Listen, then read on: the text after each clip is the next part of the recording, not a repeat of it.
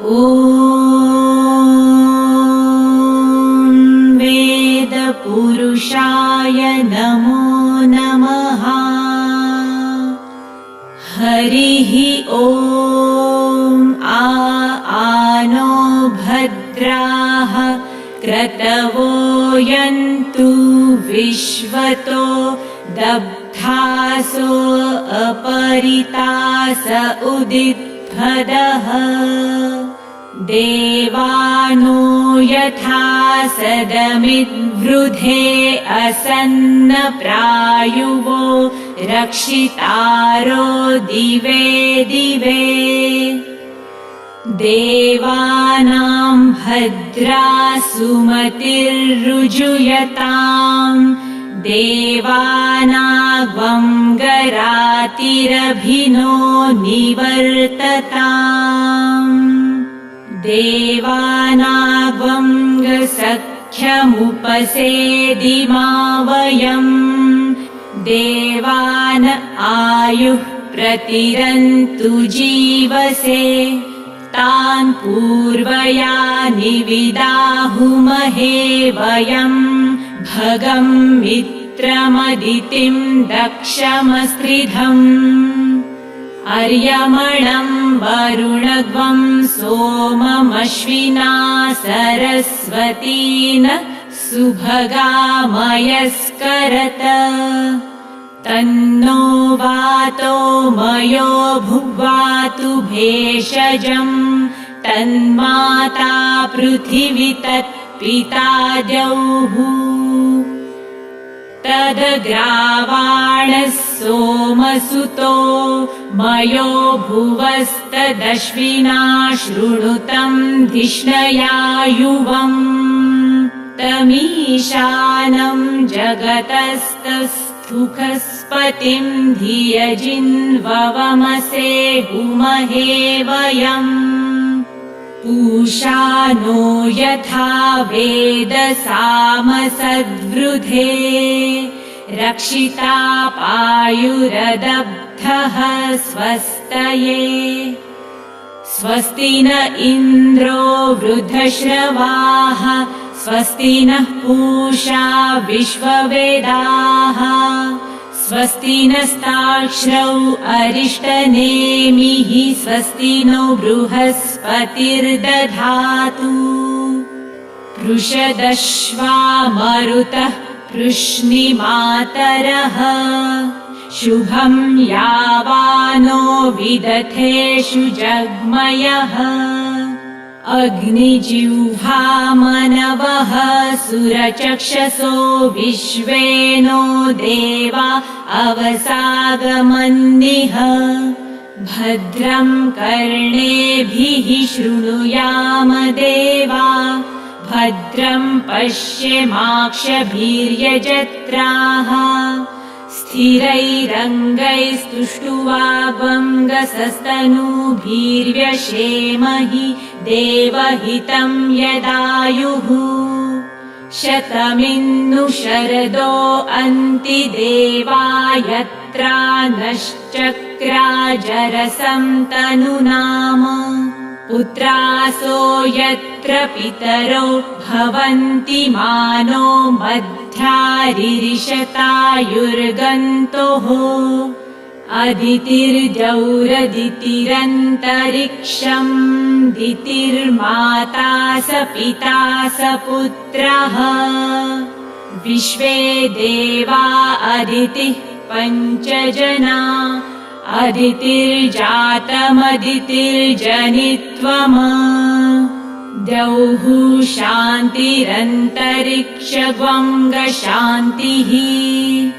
पृथिवी शान्तिरापः शान्तिरोषधयः शान्तिः। वनस्पतयः शान्तिर्विश्वे देवाः। शान्ति ब्रह्म शान्तिः सर्वगं शान्तिः। शान्तिरेव शान्तिः सामा शान्तिरेधि। यतो यतः समीहसे ततो नो अभयं कुरु। शन्नः कुरु प्रजाभ्यो भयं नः पशुभ्यः।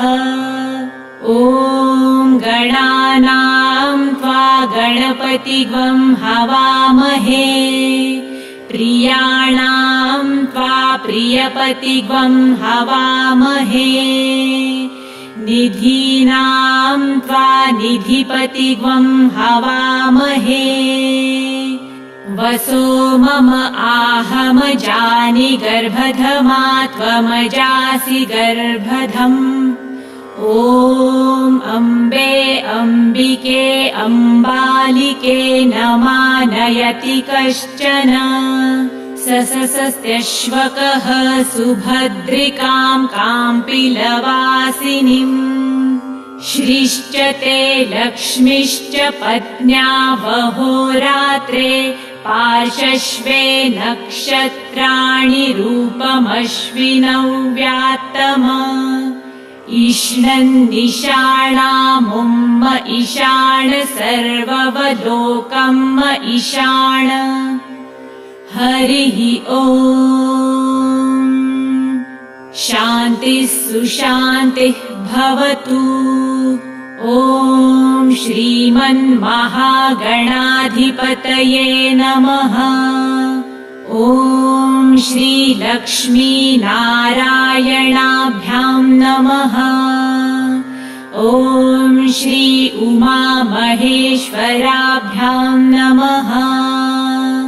ॐ श्रीवाणी हिरण्यगर्भाभ्यां नमः।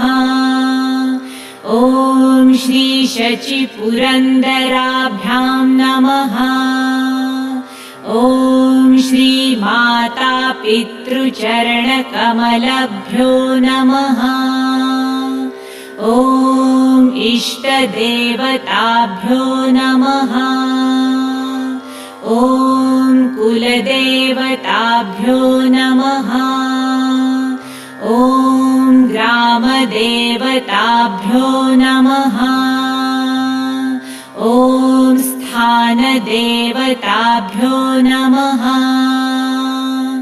ॐ वास्तुदेवताभ्यो नमः।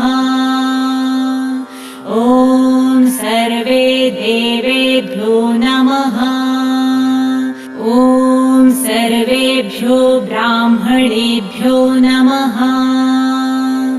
ॐ श्री सीतारामाभ्यां नमः।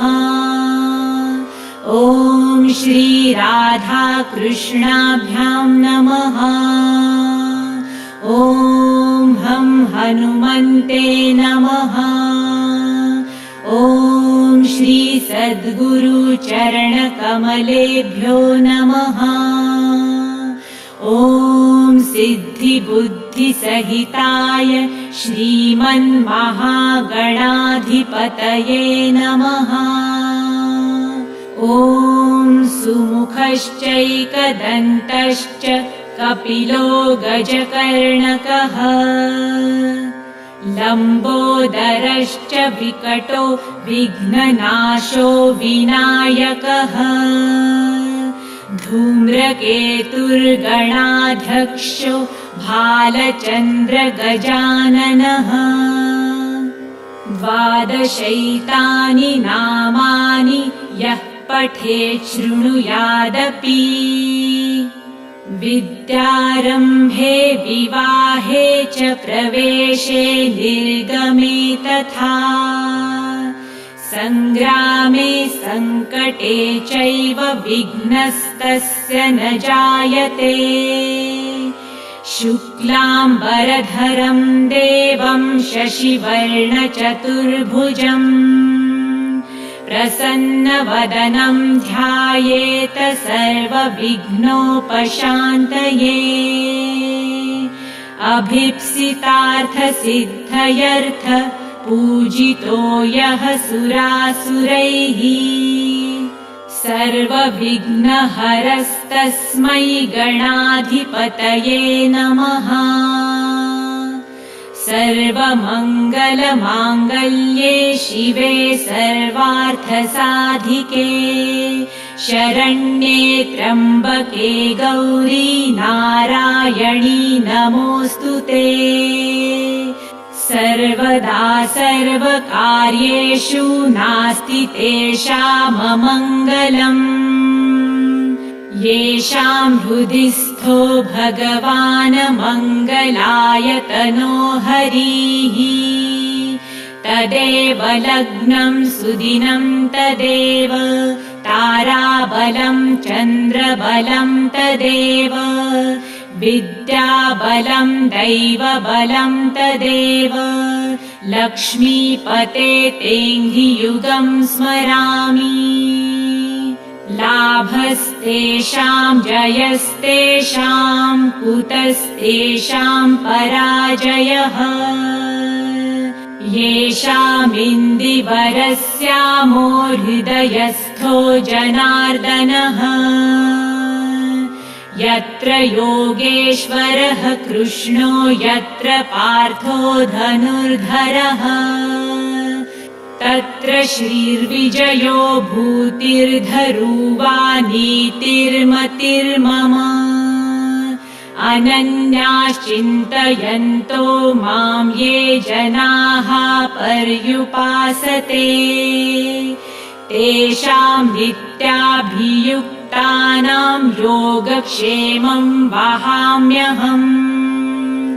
स्मृते सकलकल्याणं भाजनं यत्र जायते, पुरुषं तमजं नित्यं व्रजामि शरणं हरम्।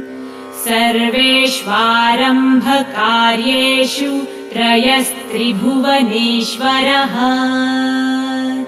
देवादिशन्तु नः सिद्धिं ब्रह्मेशान जनार्दनः। विश्वेशं माधवं दुन्धिं दण्डपाणिं च भैरवम्। वन्दे काशीं गुहां गङ्गां भवानीं मणिकर्णिकाम्। वक्रतुण्ड महाकाय सूर्यकोटि समप्रभ, निर्विघ्नं कुरु मे देव सर्वकार्येषु सर्वदा। विनायकं गुरुं भानु ब्रह्म विष्णु महेश्वर, सरस्वती प्रणम्यादौ सर्वकार्यार्थसिद्धये। ॐ श्रीमन्महागणाधिपतये नमः।